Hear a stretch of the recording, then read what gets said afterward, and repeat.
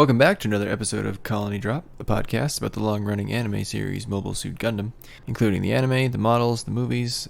Oh yes, we celebrate the entire meta-genre.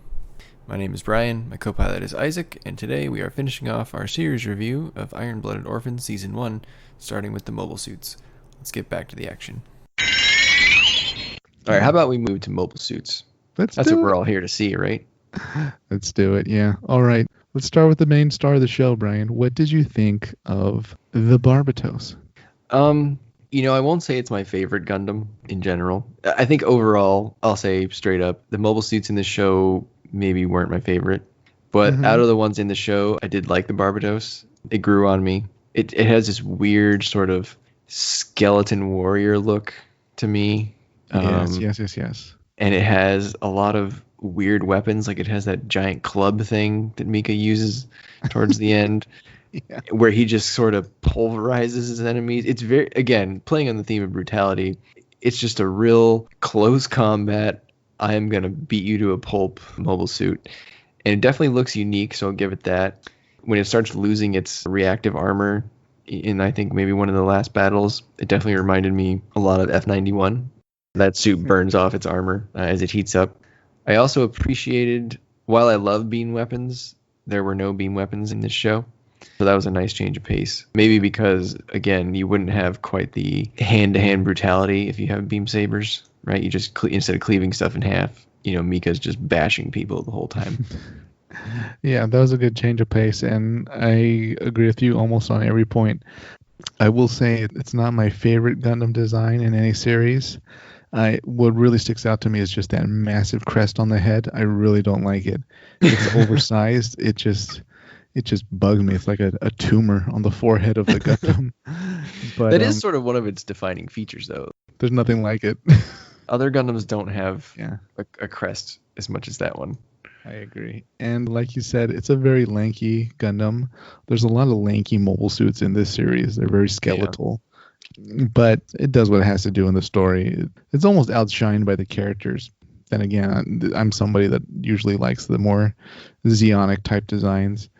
It was still a pretty cool mobile suit, though. Yeah. Okay. How about the Gundam Gujin? This was piloted by Kudal. He was the guy that killed Akihiro's brother. It's a really bulky, green, very Zeonic looking thing. I would assume that you liked this one. It may be our first obese Gundam. It's actually very large. Paptimus had a pretty fat one, right? The zero. Man, this thing is it's a beast. It's like a Zaku that they fed junk food. You're right. Yeah. It's like a Zaku that was bulking and it just never cut. It just kept bulking. And then they give it that big ass hammer. I liked it, though. It was an interesting, different take. It has a lot of Zaku elements, but at the same time, man, they just stuffed it to the gills. I was glad to see it on screen, though. It was something different, and it looked well designed. It was, I don't know, like a Bulbasaur in a mobile suit form, or Squirtle, and it's just like a big kind of turtley. It does. It does kind of look like monster. A Bulbasaur, yeah. But I did appreciate that this one came out of that one faction we saw. I think they were called the Brewers. Yeah, the pirates, right? It showed you that these sort of Gundam frames left over from the Calamity War are sort of out there, and people do have them. They're just really, really rare. And I did like how they didn't say it was a Gundam right away. They just said that the Ahab reactor waves were similar to the Barbatos. So you could infer that, oh wow, this is a Gundam. That was pretty neat, I thought. Yeah, it was not what you think of when you see or say the word Gundam. Yeah. It was pretty awesome in the show. It was a beast to behold. Okay, how about the Gundam Gujin Rebake? That's the same Gundam, but after Akihiro gets it, and they sort of give it a new set of armor and repaint it. Yeah, this one is much more hero looking, right? It is much closer to what we would normally expect a Gundam to look like, but still, they painted it this sort of tan brown color, and man, I gotta say, I thought it was pretty ugly. It's not the best design. You know what it looks like? It literally looks like what you think of as a support mobile suit. Like, this is the support suit that helps out the heroes. Yeah, right. That's exactly what it looks like. Yeah, because Barbatos maintains that blue white, red color scheme that we all expect from a Gundam. And I guess maybe they purposely tried to not color Akihiro's suit in Yeah, the same but way. But I don't know, like a black yeah, color scheme could have made that thing look a lot better. right. Just the tan, I don't know, it didn't do it for me. It looks like a boss in like an episode 20 or something that they'd fight in the desert. Yeah. Right? Yeah, it definitely looks like a desert mobile yeah. suit, for sure. It's the commander of like, the Desert Fox Division, and they have to defeat him to get to Egypt or something. You know, I like the since pilot, I don't like the mobile suit. that might color my opinion of it a little bit, because I think it sounds like we're both big fans of Akihiro, and I really wanted him to have like a cool suit, but then he kind of just never really got one. Much like his life, he was often disappointed, and he didn't Human exactly get what he deserved. Yeah, poor guy. How about the Schwalbe Greys? Am I pronouncing that right? Schwalbe? Schwalbe. This one, I thought, maybe you'll agree with me on this, very Crossbone reminiscent in a way. And I kind of liked it. The one thing I'm not a fan of that these Galahorn mobile suits get a lot is like the stilettos. I can't stand that. I just see that and I cringe. I think who did this? Gundam AGE did this also. Those the transforming kind of dragon mobile suit that the bad guys used, they had these stilettos and I hated seeing them. It just, not only does it look unstable, can you imagine having this model? You'd knock it over left and right. Yeah. It would fall over unless its gun was holding down on the ground as like a tripod. But yeah, we need a stand. Yeah, I like it from like the knees up, from the knees down. I'm not a fan. It just no. Not a big fan of those big stripper boots. Yeah. Isaac votes no, but this was a good mobile suit for McGillis to use. Yeah, so I thought in general that the Grazes, which we saw a lot in maybe the first half of the show, I thought they were real underwhelming, just as a grunt suit. I don't know. They all looked real samey to me. I just didn't feel a lot of personality from the Grazes. Maybe that's the intention. But this one definitely had a little more personality, and I enjoyed watching it on screen. I do agree that the stiletto boots are a little distracting, but it's terrible. I do like it in the blue color scheme and Galio's purple. I thought that was pretty neat. But you're right, they do have that like Crossbone Vanguard style. They're very knightly. Yeah. So I enjoyed that one. That was probably my favorite enemy like grunt suit, I guess. Pretty much, yeah. I'll say this: it very Galahorn. It's visually heroic looking. It's something an arrogant organization would definitely use. Yeah. But going back to what you said a few minutes ago, I feel like a lot of the mobile suits in this show that weren't Gundam were somewhat underwhelming designs. They were largely, forgettable in their appearance. They almost seemed very callbacks to Gundam Wing in a way.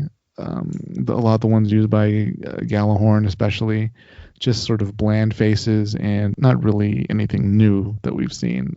I don't think they had a lot of wow factor compared to something like a Zaku that looks visually evil, or even stuff from After War Gundam X, where the mobile suits sort of had like those three visors that had like a mono eye behind them, or the bug looking ones from Victory Gundam. I feel like they might have been able to use better designs in this season. Yeah, I agree. I think what you just said, they weren't very memorable because I couldn't tell you a thing about them right now without looking up a picture. Yeah. I'll even go a step further and say I would not buy a mobile suit model for these regular frontline units for the Galahorn sent out, or even the third party sent out like Pirates or whatever. Yeah. Not really not something that I'd want to spend time putting together. Yeah. They may have their fans though. I'm sure there's a lot of people that love like this sort of toned down aesthetic. I'm sure they do. It's almost a little bit Armored Core, those game series. Have you ever seen Full Metal Panic?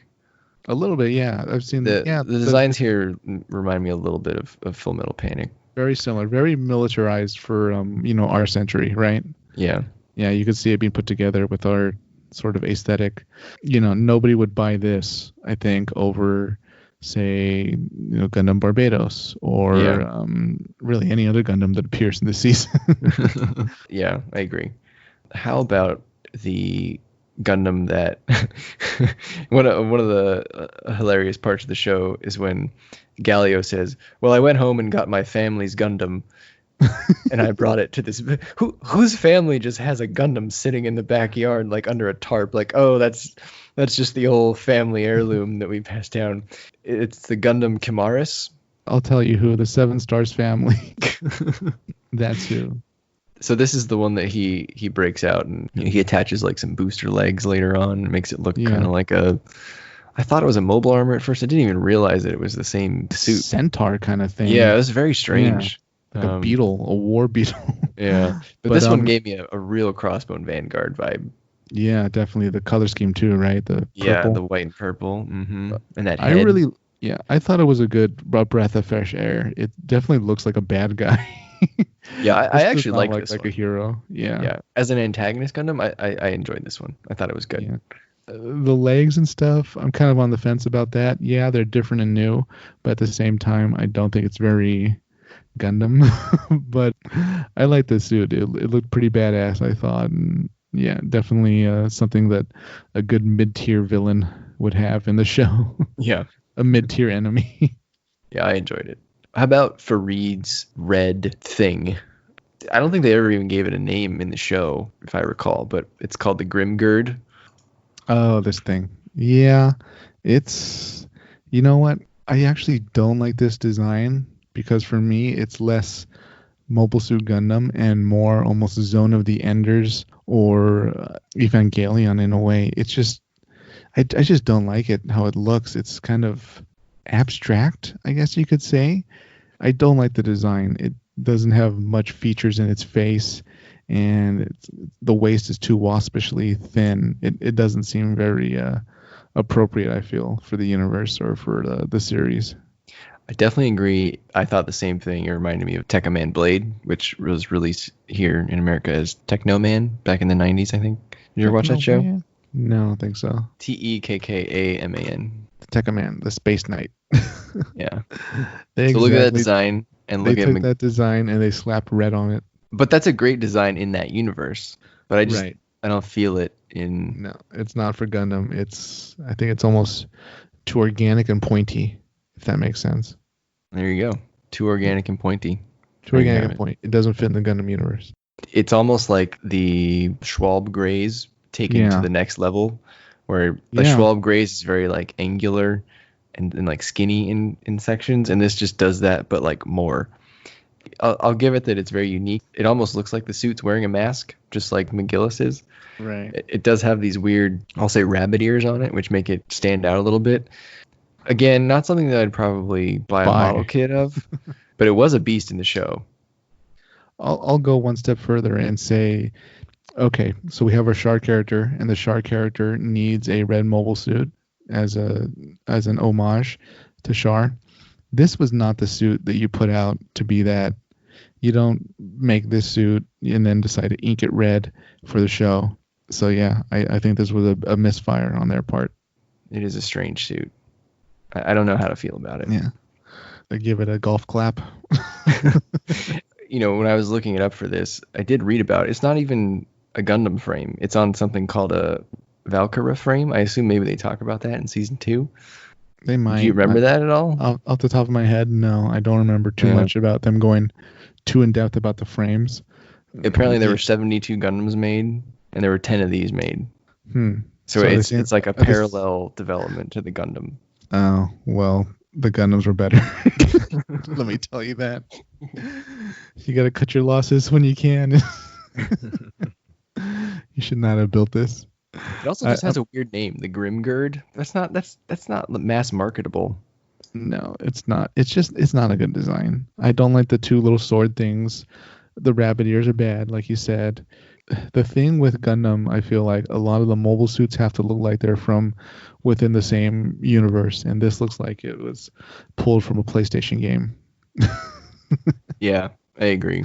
So I'm not a fan, and I don't think this was the right choice for the show, and the right choice for a red mobile suit.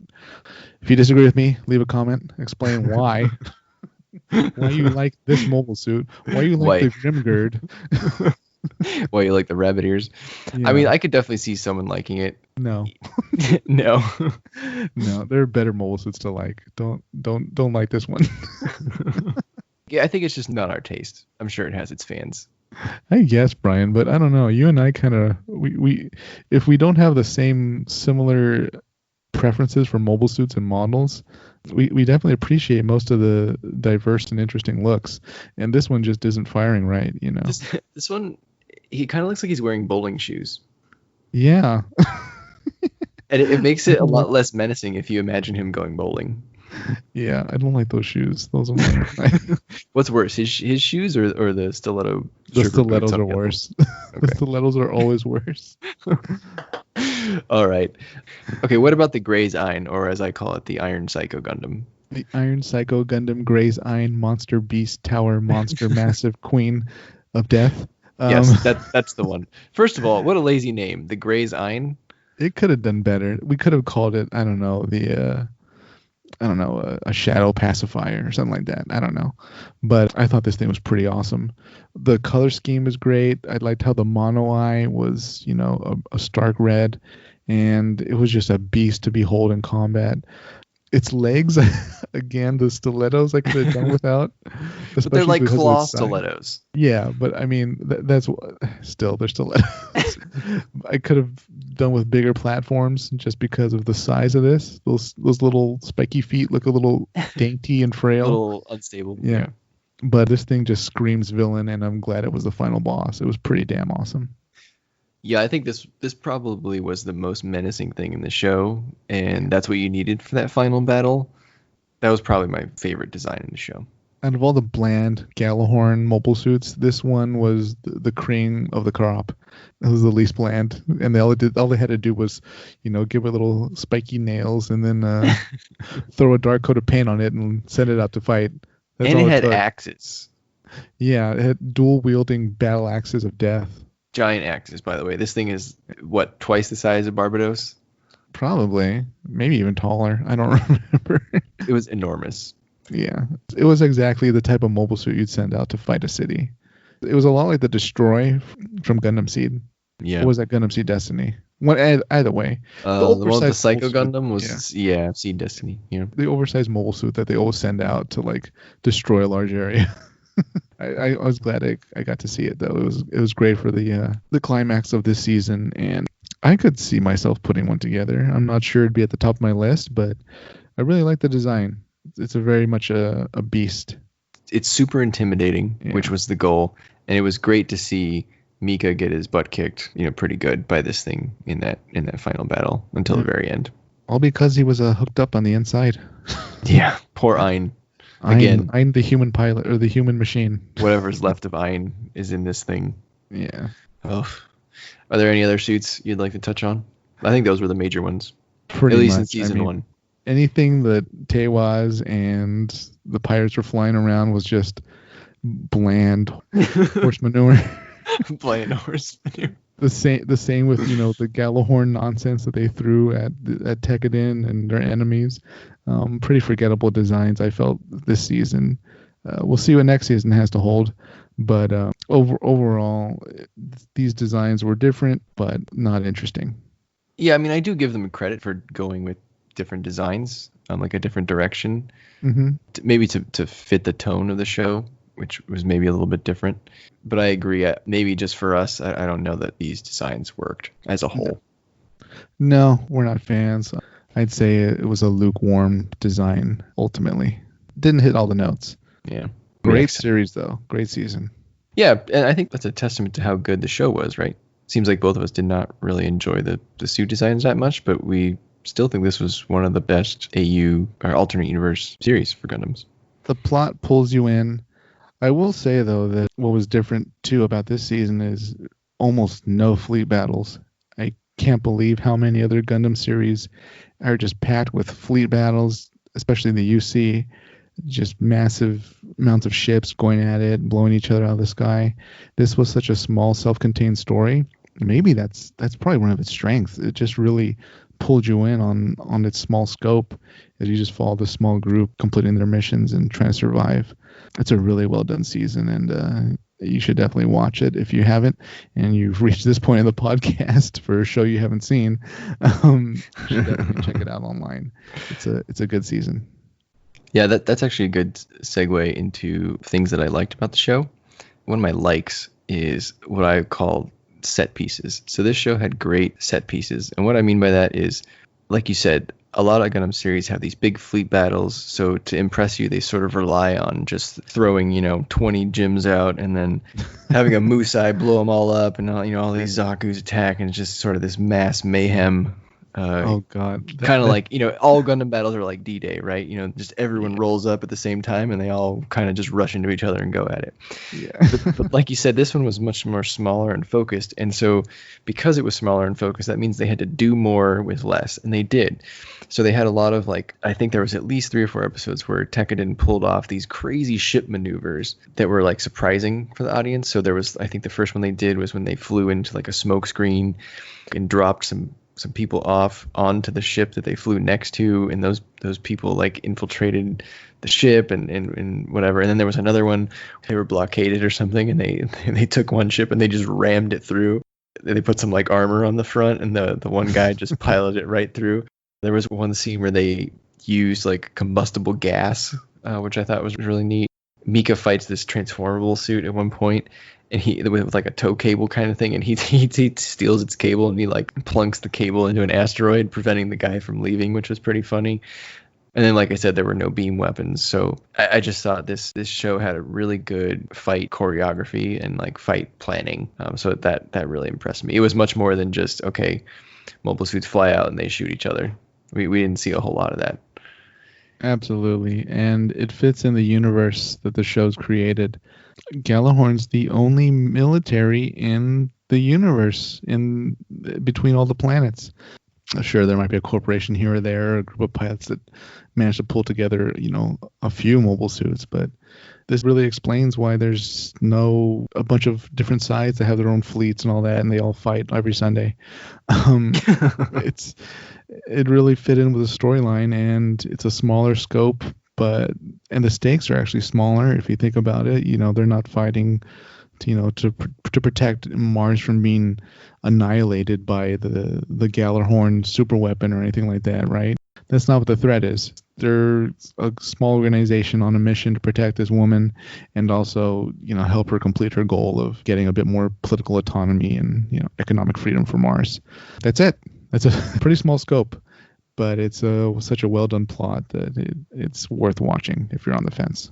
One of the other things I liked about the show was the Alaya Vinyana system in general. I thought that this was a pretty cool adaptation of the new type concept. Different shows try different things to sort of imitate the new type. I'm going to be a really good pilot, better than everyone else kind of ability. Yeah. And I think the different shows sort of have different degrees of success of doing that. And I think this was one of the better ones. So for example, Seed mode in Seed, I always thought that was really weird and really odd. Especially when it cracks on screen. Yeah, but what is a seed? Anyway, I just thought that was very strange. But here I thought it was a really cool, tangible way of adapting that idea. And fitting in with this show, it had a lot of consequences because they introduced it to you in episode, I think 1 or 2. And right away you can see that, maybe using this thing is not the easiest on the human body. I think Mika starts bleeding from either his nose or one of his eyes or something like that. And so right away you wonder, wow, this is a long show. I wonder if this kid is going to be able to endure this the whole time. And sure enough, at the end of the season 1, one of his eyes doesn't see too well anymore, and I think his right arm just doesn't move. So again, the series has some teeth, and Mika took the consequences of using the Alaya Vinyana system to its max during that battle with Ein's Gray's Ein, or the Ein's Iron Psycho Gundam. I agree. I'd say it's a more grounded approach to making somebody a above average or superhuman pilot. It's actually a technological solution to wanting to put new types in your season without putting new types in your season. But this might be the only time we see that there's a downside to that ability. I haven't seen any new types in the other series or the UC's timeline have any side effects to their powers, right? You're just... Well, the cyber new types go crazy, but the natural ones, no. They're emotionally unstable. The cyber new types don't count, and I'll tell you why. Because they were never reliable enough that they did anything great, and they always got outclassed by the real new types. That's true. If you disagree with me in the comments, make a comment. You're just fishing for disagreements today. Yeah. But getting back to this season, I mean, they're useless. Nobody wants a cyber new type. You just get the real thing. But getting back to this, I really liked that there were consequences to its use. Not only that, but it was looked down upon by the bad guys, and kind of to an extent by almost everybody else. And yeah, it was a sign that you were human debris if you had the Elia Vignana system. And I think they can only put it in children, right? Well, I don't know. I mean, he was older, so they gave it to him, although he was basically dead at that point. But yeah, they can do whatever they want to him. Yeah. I thought it was a interesting visual also. It's very visually brutal. You can imagine having that thing in you. It's kind of painful looking and... Yeah, they don't pull any punches like when he sits body down. Horror. It looks painful when it plugs in and just it makes you cringe. And I think that was the goal, so they accomplished that.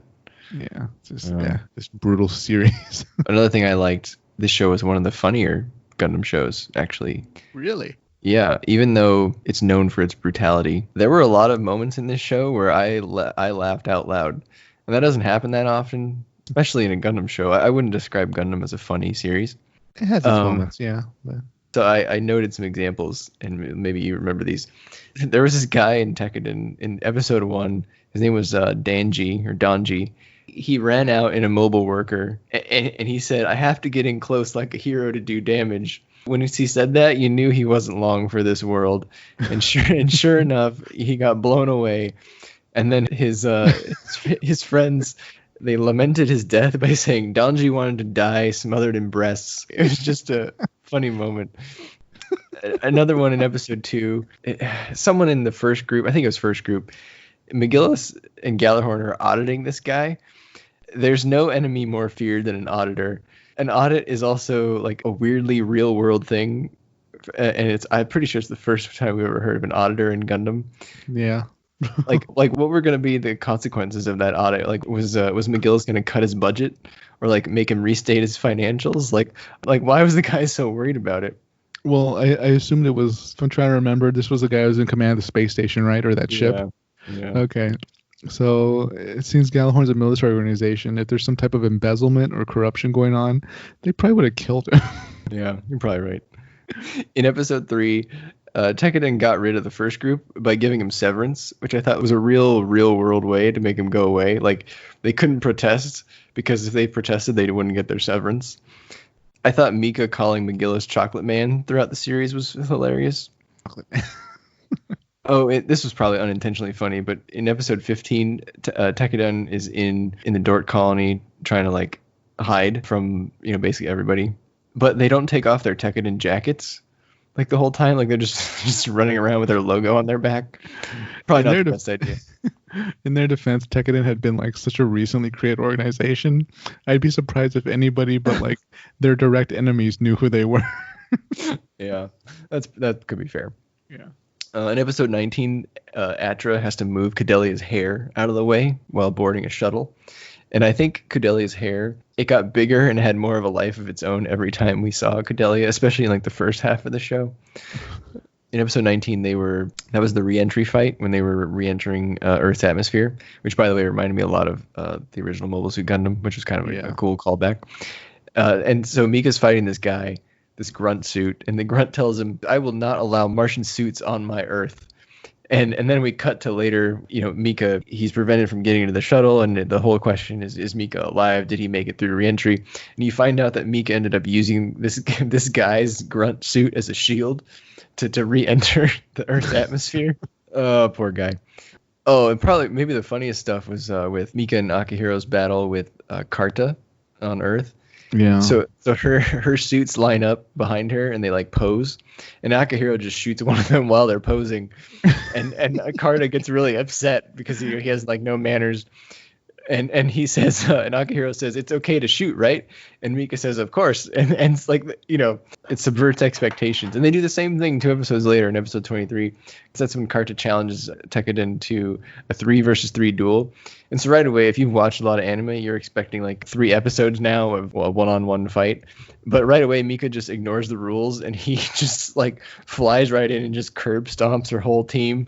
Yeah, he ruined her rules again, and I don't know, it was really funny. It was such a well-done season. Did you have any dislikes that we did not cover yet? Well, we went over the harem ship. I wasn't a fan of that. Yeah, that's on my list of dislikes as well.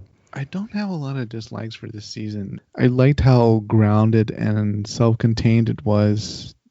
I think since they didn't have to do a huge scale of a war, they were able to really do a more human and intimate plot. So I really enjoyed that, and I don't really have that many dislikes. At first I thought it was going to be too brutal, especially when Mikazuki executes that guy.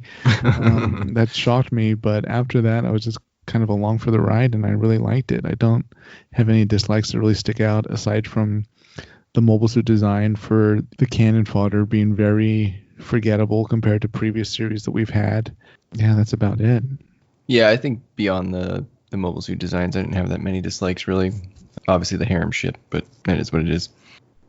So Brian, how many Haros would you give Iron-Blooded Orphans season 1? So I'm assuming we're doing out of 10 Haros. We'll do out of 10. We'll keep it 10, base 10. None of this 5 nonsense. 10 being the highest and 1 being the lowest, because we like our Haros. I'm going to give it a solid 8 out of 10 Haros. What about you? Oh boy, I'm on the fence between like a 7 or an 8, but I'll lead into it and go with an 8. I'll match you on it. It wasn't a perfect series, a perfect season, but overall it was a really fun ride, and I would encourage anybody that's even new to Gundam to watch this season, because it's a self-contained story. You don't have to see previous seasons or anything like that. It really gives you everything you need to enjoy the series, and give it a try. You won't be disappointed. And if you are, leave a comment explaining why you didn't like the season, besides the mobile suits, why you just weren't a fan of it. What did it do wrong? Or if you liked it, write a comment on what you liked about it, what you think it did right. And another reason to watch it is it's super available. It's on pretty much all the streaming services. So you probably have access to it right now. You just maybe didn't know about it.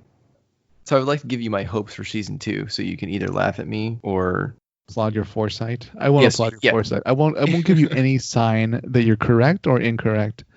Okay. So my hopes for season 2 are that Galio comes back, because again, we saw no body. I hope that there's better mobile suit designs in season 2, maybe more variety.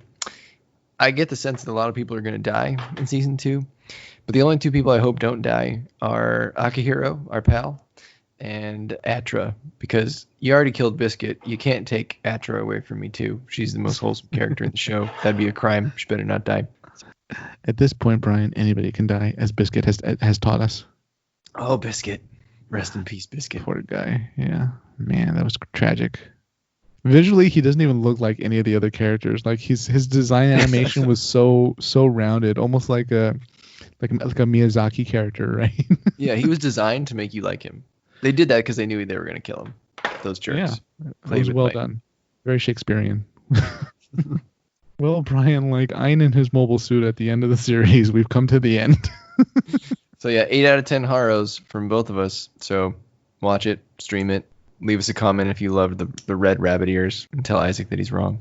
Brian has been assigned season 2 to watch in completion. He will complete it at his own leisure. So before we go, Isaac, this podcast is actually now live on a lot of different distribution platforms. Prior to this, we've been recording this basically without putting it out, and we're finally live. So now we can tell everyone where you can find us. Where can you find us, Brian? You can find us on Apple Podcasts, Google Podcasts, Spotify, TuneIn Radio, and Stitcher, as well as Podbean, which is our podcast host. Thank you, Podbean. Awesome. Thank you, Podbean. We appreciate it. We'll make a Gundam Podbean in your honor. What would a Gundam Podbean look like? Would it be like the body would look like a string bean? I thought it would just have their colors and their logo on like the shoulder pads or something. That makes way more sense. A string bean? What? I don't know. I thought you were going for like a really anthropomorphic like bean suit. I kind of picture like you remember the windmill Gundam? Yeah, exactly. Like that, but like a sugar pea. So like it's like the pod, that crescent moon shaped pod, and like inside are 3 peas, but like the bean at the top is like the head of a Gundam. Yeah, it sticks out. And it's got 4 arms and 4 legs, and it looks like a guy wearing a banana costume. Pretty much, yeah, but green. All right, everybody, that's the podcast. We hope you enjoyed it. If you don't want your capital ship or mobile suit to be destroyed, smash that like button, comment, subscribe, and tune in next time for our next episode.